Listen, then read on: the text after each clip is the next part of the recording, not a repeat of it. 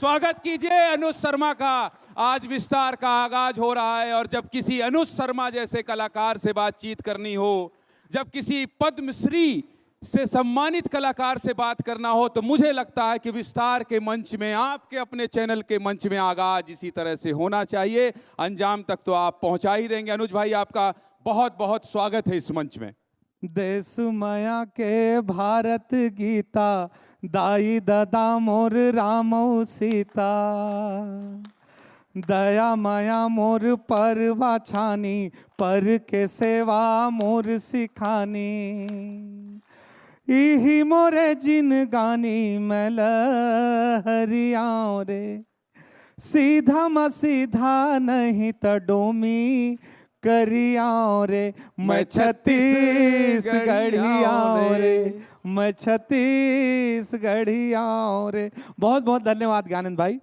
विस्तार न्यूज़ का आज आगाज हुआ है और देर से ही सही अनुज भाई, लगातार हम लोगों की कोशिश हो रही थी। मृगेंद्र पांडे लगातार आपको फोन कर रहे होंगे, मेरा कार्ड पहुंचाकर उन्होंने फोटो भी भेजा।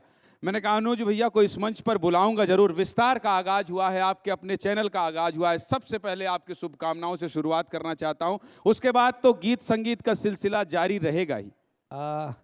व्यापक का विस्तार है।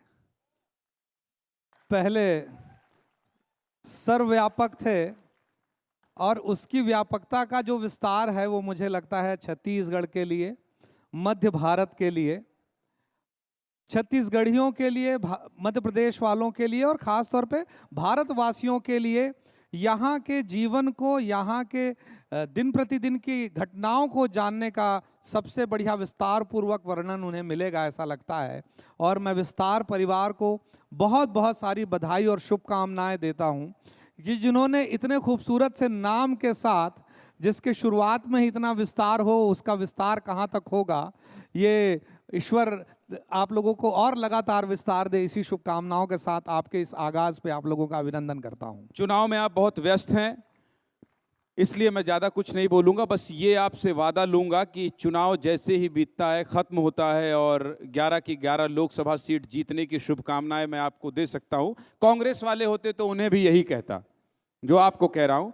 तो 11 की 11 लोकसभा सीट जीतने के बाद आप ये वादा कीजिए कि आप विस्तार न्यूज़ के दफ्तर आएंगे और गेस्ट इन न्यूज़ रूम का जो हमारा कॉन्सेप्ट है उसकी शुरुआत मैं आपके साथ करना चाहता हूँ। ये मेरा सौभाग्य होगा और चुनाव की व्यस्तताओं से जैसे ही फारिग होऊंगा, मैं आपके पास सबसे पहला मेरा फ़ोन आएगा। ये वादा मेरी तरफ से आपको। ठीक है अनुज भैया, आप थोड़ी सियासत की तरफ से आते हैं। मैं हमेशा कहता हूं, मैं रवि किशन जी का भी इंटरव्यू लिया, मैंने मनोज तिवारी का भी लिया, और जब मैं लोकसभा चुनाव में या बाहर किसी प्रदेश में जाता हूं, बाबुल सुप्रियो से मैंने बात की, तो मैं ये देखता हूं कि जब कोई अभिनेता नेता बनता है तो उसे वो ज़्यादा होमवर्क करने की जरूरत नहीं होती है, क्योंकि वो अभिनय के क्षेत्र से आता है। तो वो सिनेमा वाला अभिनय और ये राजनीति वाला अभिनय, इन दोनों में कितना अंतर है ये भी थोड़ा सा बता दीजिए, ताकि फिर हम अपने इंटरव्यू को और विस्तार दे सकें। देखिए, मैं पहले अभिनेता था, अभिनेता हूं। तो आपको सच बताऊं कि पॉलिटिक्स अपने आप में एक अलग क्षेत्र है और काफ़ी मुश्किल क्षेत्र है। और जिस रफ्तार से राजनीति का स्वरूप बदल रहा है, जिस तरह से मतदाता अवेयर हो रहे हैं अपने राइट्स को लेके, अपने अधिकारों को लेके, अपने जनप्रतिनिधि को लेके, तो वो एक बहुत मुश्किल काम है। और मुझे मुश्किलों को मोल लेना बहुत अच्छा लगता है, जीवन भर मैंने यही किया है।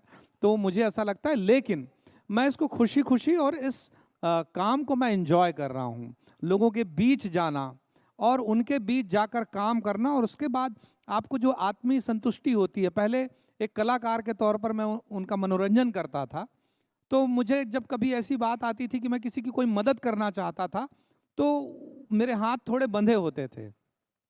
अब मुझे ऐसा लगा कि वो माध्यम मिला है जिससे मैं लोगों की सेवा कर सकता हूँ, जिनके आशीर्वाद की वजह से मैं यहाँ तक पहुँचा हूँ।